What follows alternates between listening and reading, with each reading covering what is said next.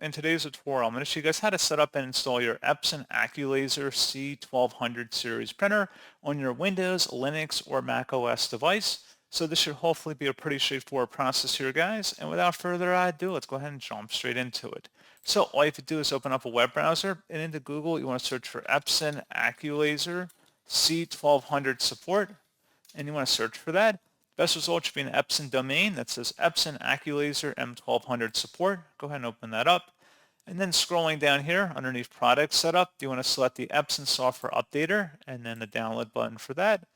Open up that file once it's on your machine. It should be a verified publisher. Select yes, and then proceed with following along with the on-screen wizard here. It should be a pretty straightforward process from here, guys. And then you can just configure your printer settings based on your preferences.